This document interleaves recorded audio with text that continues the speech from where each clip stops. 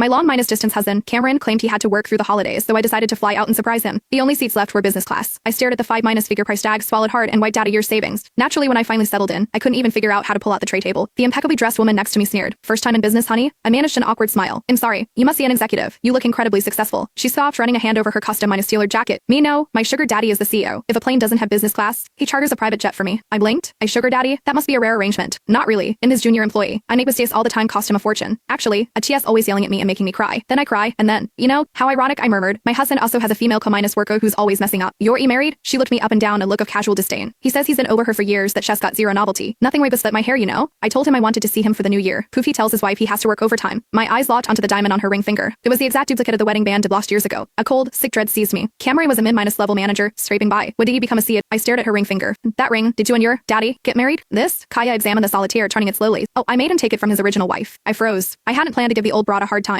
Kaya continued, her voice light and careless. "But then she had the audacity to lose the baby and need him at the hospital right on my birthday. I spent my birthday completely alone." I instinctively placed my hand on my stomach, the memory of that cruel winter flooding back. I was 3 months along. The black ice on the sidewalk outside our tiny rigid apartment. Cameron also knew so little back then, and E- was a luxury. I fell hard, just blood on the ground. Cameron had stayed with me for 3 days and 3 nights, but when I woke up, the wedding ring was gone along with the child. "It's okay, Grace," HED whispered, holding me tight. "We'll have another baby. They'll buy you a new ring." I shook my head, tears blurring everything. "Nuddy said the company was doing layoffs. We need to save. Then you can buy me a new one." He looked at me, his eyes red, on the verge of crying. "I'm sorry, I failed you." Haya's voice pulled me back. "So, you just asked him to take his wife's ring and give it to you?" "Yeah, he actually refused at first," said HED, "buy me a more expensive one. But that old woman was so arrogant just because she was his wife. If I didn't punish her, she'd be walking all over me, right?" I clenched my jaw shut. "Honestly, this diamond is cheap compared to what else he buys me. But it's the wedding ring." Haya leaned back and gave me a slug smile. "A woman who lets herself get to that point, he deserves nothing better." I squeezed the fabric of my dress until my knuckles were white. I forced a small, sickly smile. "Your daddy is so generous. His wife must be getting quite the payoff to keep her quiet, right?" Kaya laughed, leaning in conspiratorially. "Tell you a secret. The old woman still doesn't even know he's a C. Why?" Haya admired her diamond-studded manicure. "Because what's the point? She spent all her best years struggling with him. If you were a man, once you got rich, would you spend money on a wife who's past her prime? Can money bring back her youth?" The reflection in the window glass showed my own slightly drawn, exhausted face. Kaya nudged me. "Sister, you're older than me, but you still have potential. We have a connection. So let me give you some advice. Women need to invest in fillers and skincare. Your skin looks a little dry. I bet your husband isn't interested in you much anymore, is he?" I simply stared at her. Her skin was flawless taut. I used to look like that. I barely recognized myself. "Skincare is expensive." "So what?" Kinda shrugged. "My daddy gives me a $50,000 monthly allowance, and he covers all my beauty treatments." I watched the way her perfectly winged eyeliner caught the light, a tiny shard of glitter fixed at the corner. "How long have you been his?" "Chofi, since June 12th, 2023. Why?" My trembling intensified. "June 12th, 2023. The day my mother died."